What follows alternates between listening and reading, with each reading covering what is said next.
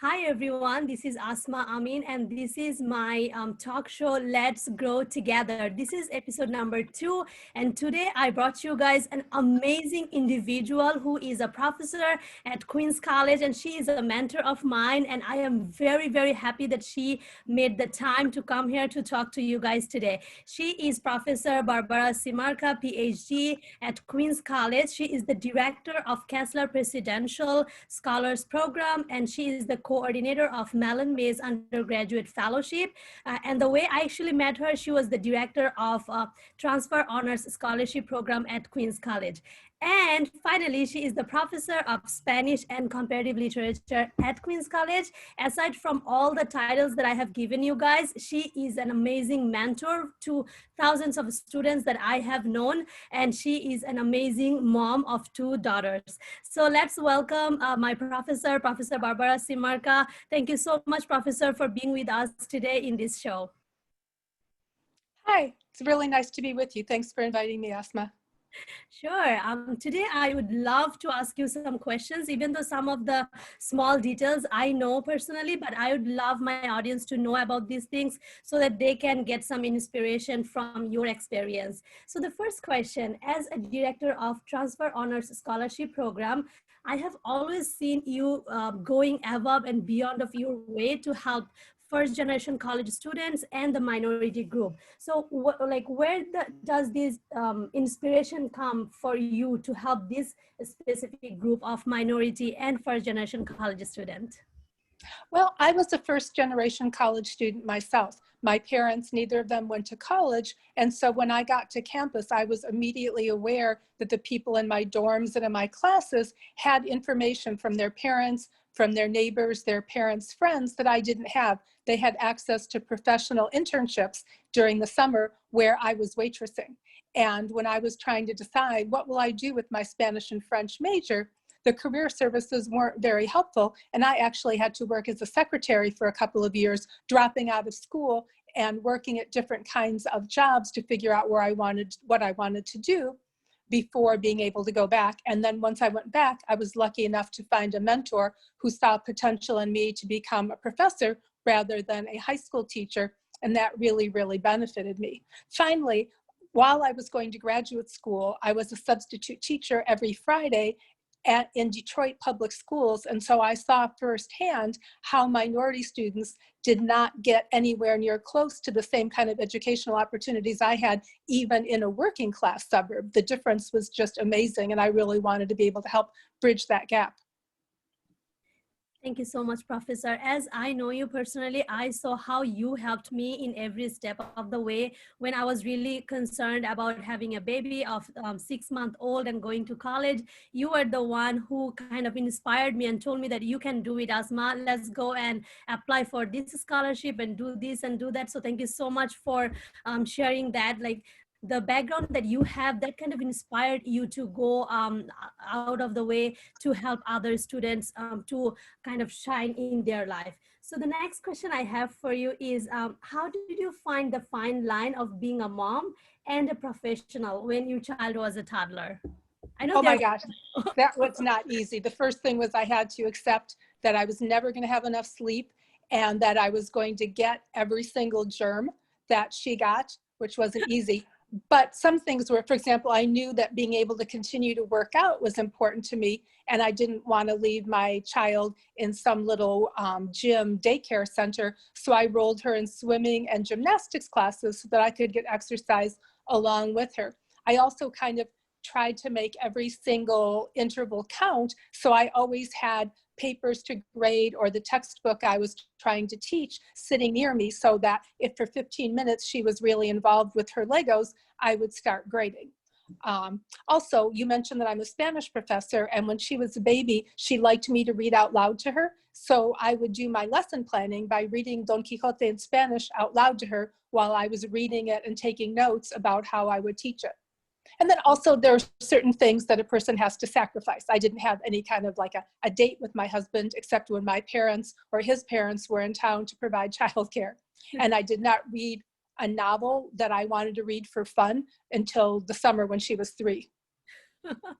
That's the real struggle. Thank you so much for sharing that, Professor. Because a lot of the time, professional moms kind of show this kind of image, like perfect image to the world, that people kind of, it's kind of misleading to a lot of the moms, that they think that, okay, so if she can do it, why can't I? And then they kind of get discouraged and they just leave their whole dream of like for their education and for their career wise, all kind of dream, they just leave it behind and just take care of the kid, and at the end they regret. So thank you so much for kind of being so honest in terms of sharing your experience. So next question, was there any specific routine or activity or idea that kind of you held to maintain a good relationship with your daughters? Well, it's interesting. As someone who was getting originally teaching certification, I read about the Montessori teaching method. And by the way, if anybody has a Montessori preschool in their neighborhoods, I love those. And the philosophy about exposing a child to lots of different kinds of interests really shaped the way that I parented. So like I speak 5 languages it's in some level or another, and I had to accept my daughter's just not interested in that and move on from there and not try to force it. On the other hand, I like to work out, but I'm not really an athlete, and especially not team sports and ball sports, but she was interested in those. So I went ahead and got her involved and went to her games and cheered and all of that. So really trying to pay attention to the things that they're interested in. Another thing was, what kind of parenting books are you going to read? I was living in Texas at the time, and I realized that our pediatrician was way too conservative, because with my active daughter, he gave us a book about how to tame your unruly child or something like that. I don't remember the exact title, but basically it was a step-by-step training as if your kid was a horse or a dog that you were learning how to tame. And I hated that. So I went to a bookstore, even though I was really too broke to buy books, and found a book called How to Raise Your Spirited Child that taught parents how to recognize that there are actually 8 different kinds of spirited child. And depending what it is, you kind of organize your life so that your kid is able to succeed. So instead of constantly running after them, don't do this, don't do that, structure their life in ways where they're going to have success. Yeah, thank you so much for mentioning your kind of learning process as a parent. So I think it's very important for all the parents to kind of try to learn new ideas and kind of expose themselves to these kind of ideas and kind of choose for themselves, because not every single tips or every single ideas are going to work for every single parent in terms of their family structure and their culture and their tradition. So thank you so much for mentioning that. Another thing I Oh, realized. can I add one more thing? Yeah, Which sure. is that my parents are very traditional, with a background from Yugoslavia, and they didn't think very much of this open and, following the child way. And I heard from my parents and my brothers all through my daughter's elementary school years, oh, she's not respectful enough. And, she needs a spanking every once in a while. And you should make her go to bed at this time. And now that she's a 25-year-old adult with a good career, they admit that she's a great person. But even now, they, will say, oh, well, she would have been even better if you had parented the way we did. So if you're going to do things that are unusual, be ready that your family and your neighbors might not support you. Exactly. Thank you so much, Professor, for mentioning that kind of like like being aware and kind of be ready for those kind of situations to come at you at very different stages when you are kind of being open-minded and want to learn all these new things. So the next thing I would like to ask you, how important it is for a parent to learn stress management and time management, whether they are a stay-at-home mom or they are like professional or they're pursuing any career. Definitely. I think for stress management, people need to figure out what works for them. For me, exercise was really helpful. Later on, the college that I taught at was teaching meditation for the students. So I went and learned how to meditate, and that worked for me. But for some of my colleagues, it didn't. I also tried yoga. Yoga didn't really work for me. It was fun as exercise, but I didn't find it to be a stress reliever. And as far as time management goes, one of the things that I was already used to having to really manage my time from having been a high school teacher full-time while I was getting my graduate degrees. But the motherhood thing was even more intense. And I found that I really needed to like write down, what am I doing every 15 minutes, and find out what were the things that I could do less of. I mean, for example, my mother was a homemaker, so she had a very high level of fabulously organized and clean house. And I kind of realized, no, I don't need to have that clean of a house. Or, you know, I don't, my daughter, I can let her watch TV for a half an hour and the world isn't going to end if I have something for work that absolutely has to be done. That, you know, in the ideal world, they only have a half an hour of screen time a day, but every once in a while you need to give them another show. Yeah, thank you so much, Professor. You're being so honest, and like the way you are sharing your experience, I believe that my audience is going to learn a lot from your story. And this is a real life story. It's not like something kind of molded or like she kind of made it up. This is her story, and she already mentioned that her daughter, who is 25 years old right now and has a really good career, and her mom is saying that it would have been better if you did it the way we did. So yeah, these are a lot of the concepts that we need to pause and reflect in terms of our parenting. So the next question I have for you is, how much do you think your childhood memories sometimes maybe held you back or sometimes encouraged you to move forward in life? Well, I mentioned that I grew up in a working class community, so almost none of my peers, and especially not the female ones, were planning on going to college. And so me being a bookworm, a girl who wore glasses, I was really short, I was the teacher's favorite, that was not a key to social success. So I had to kind of accept from a young age that being different was going to make it a little more difficult. And the more I went through college and then grad school and making friends who shared my interests, that made life a lot easier. And so the kind of the same thing happened with my daughter, that we put her in a public school where I live in Yonkers, where there was a huge diversity of everything from very wealthy parents to people who were on food stamps.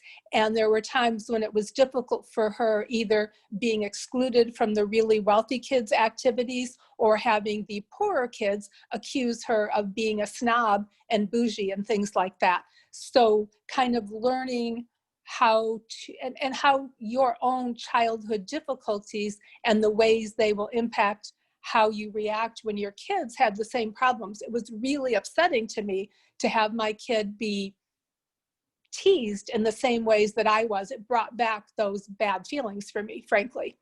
But it was also helpful that my parents really supported me being smart and wanting to go to college. And they didn't listen when their friends said, oh, she's a girl, she's going to get married, she doesn't need college. And then they would look at me and go, oh, that poor skinny thing with glasses, maybe she's not going to get a husband. Seriously, I overheard that conversation at my high school graduation party.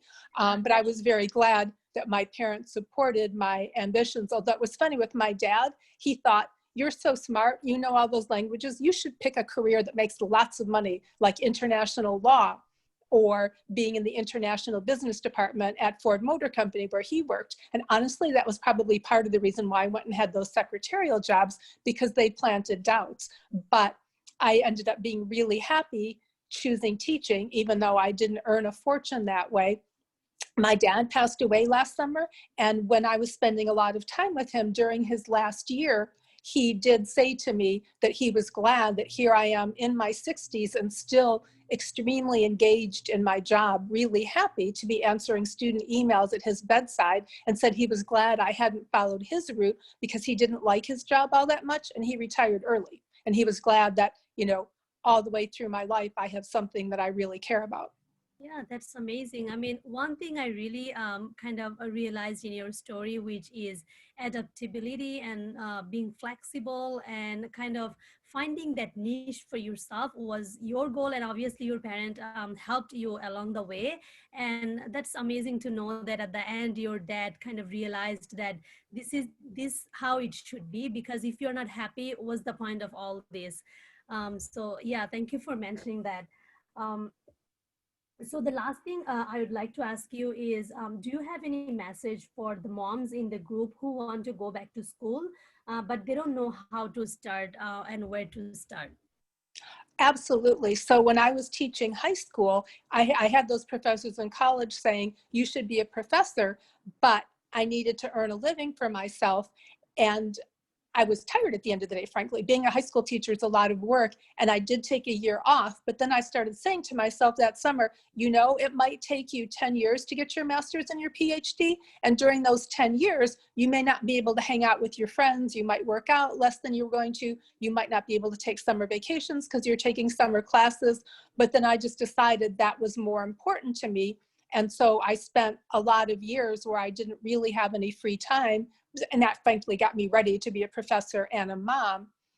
And so I would say that start out taking just one class like I did. And even if you feel like it'll take you forever with one class, it's still worth it. And so my experience with being a Spanish professor at Queens College is that probably 2/3 of our majors were moms, women in their late 20s who, when their kids were little, they were taking just one class a semester at community college. And then when their kids got to, they were all in elementary school or something like that, then they would start taking classes at Queens full time for their junior and senior year. And so at the colleges that I know, Queensborough, LaGuardia, Queens College, York, all the ones in the Queens area, there's a substantial portion of moms. So if you show up there, you're not going to be alone. You're going to find a community. There were communities of study buddies, people trading off babysitting. So there was a real community for you.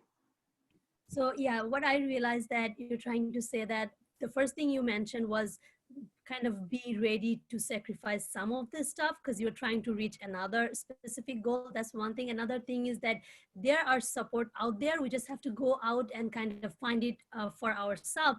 And if they are kind of lucky enough, they can get a mentor like you, the way I got it. Because at the very beginning of my journey at Queens College, I was confused, and I not only got you, and through your class I got Umida.